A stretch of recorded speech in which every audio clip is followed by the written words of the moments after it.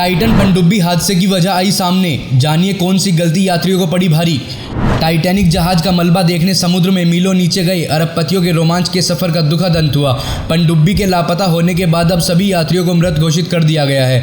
दरअसल अमेरिकी नौसेना ने रविवार को एक तेज धमाके की आवाज़ सुनी थी। उसी दिन टाइटन सबमर्सिबल लापता हुई थी। अब कई दिन का सर्च अभियान चलाने के बाद भी जब पनडुब्बी का कुछ पता नहीं चल पाया तो सभी यात्रियों को मृत घोषित कर दिया गया है। अब बताया जा रहा है कि विनाशकारी अंतःस्फोट में पनडुब्बी तबाह हो गई है। क्या होता है अंतःस्फोट यानी इम्प्लोजन?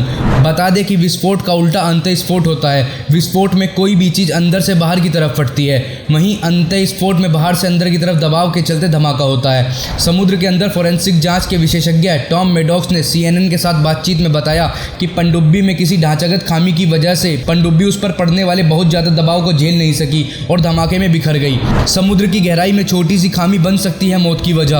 विशेषज्ञों का कहना है कि समुद्र की गहराई में पानी का किसी भी चीज पर दबाव बहुत ज्यादा होता है। यह 4-5 हजार पाउंड प्रति वर्ग इंच तक हो सकता है, जो धरती के मुकाबले 350 गुना ज्यादा होता है। ऐसे में पनडुब्बी में कोई छोटी सी खामी भी भारी पड़ सकती है। पनडुब्बी में छोटा सा लीक भी अंतःस्फोट का कारण बन सकता है। गौरतलब है कि यह विस्फोट मिलीसेकंड के भी एक अंश में होता है, यानी कि पलक झपकने से भी कम समय में पनडुब्बी में जबरदस्त विस्फोट हो गया होगा और यात्रियों को सोचने समझने का भी समय नहीं मिला होगा। नहीं मिल पाएंगे यात्रियों के शव। विस्फोट की तीव्रता को देखते हुए माना जा रहा है कि 5 यात्रियों के शव नहीं मिल पाएंगे।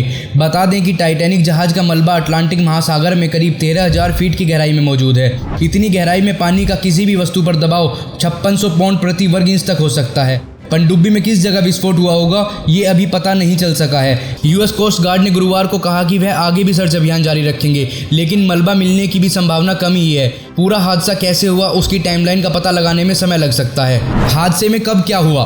बता दें, सबमर्सिबल हादसे में मारे गए 5 यात्रियों में पाकिस्तानी मूल के ब्रिटिश अरबपति शहजादा दाऊद, उनके बेटे सुलेमान दाऊद, ब्रिटिश अरबपति हामिश हार्डिंग, फ्रांस के एक्सप्लोरर पॉल हेनरी और पनडुब्बी का संचालन करने वाली कंपनी ओशन गेट के CEO स्टॉकटन रश शामिल थे।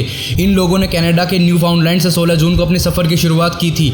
ये सभी लोग एक जहाज से पहले अटलांटिक महासागर में उस जगह पहुंचे जहां टाइटैनिक जहाज का मलबा मौजूद है। इसके बाद 18 जून को ये सभी यात्री सबमर्सिबल से पानी के अंदर उतरे। सुबह 9 बजे ये लोग समुद्र की गहराई में उतरे और करीब सुबह 11:47 से ही पनडुब्बी का संपर्क टूट गया। 5 यात्रियों को शाम 6:10 पर सतह पर वापस लौटना था, जिसके बाद शाम 6:35 पर बचाव कार्य शुरू किया गया। पनडुब्बी में 96 घंटे की ही ऑक्सीजन थी। गुरुवार को अथॉरिटीज ने सभी यात्रियों को मृत घोषित कर दिया और पनडुब्बी में अंतःस्फोट होने का खुलासा किया। क्या थी टाइटन पनडुब्बी और इसकी खासियतें? टाइटन एक रिसर्च और सर्वे के काम में इस्तेमाल होने वाली पनडुब्बी थी, जिसमें चालक समेत 5 लोगों के बैठने की क्षमता थी। इसके अलावा लोगों को समुद्र की गहराई तक पर्यटन कराने के लिए भी पनडुब्बी का इस्तेमाल किया जाता था। टाइटेनियम और कार्बन फाइबर की बनी इस पनडुब्बी का ढांचा 22 फीट लंबा था और इसका वजन करीब 10,432 किलो था। यह पनडुब्बी 4,000 मीटर की गहराई तक जाने में सक्षम थी। इस पनडुब्बी का प्रबंधन करने वाली कंपनी ओशन गेट का कहना है कि इस पनडुब्बी का व्यू पॉइंट इतनी गहराई तक जाने वाली पनडुब्बियों में सबसे बड़ा था।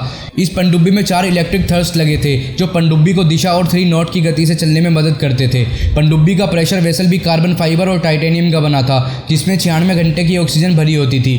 इस पनडुब्बी में एलन मस्क की कंपनी स्टारलिंक सैटेलाइट टेक्नोलॉजी का कम्युनिकेशन सिस्टम लगा था। हालांकि अभी तक यह साफ नहीं हो सका कि पनडुब्बी का कम्युनिकेशन किन कारणों से टूटा। पनडुब्बी के हादसे की अन्य वजह इसमें पावर फेलियर या सब कम्युनिकेशन सिस्टम की दिक्कत हो सकती है।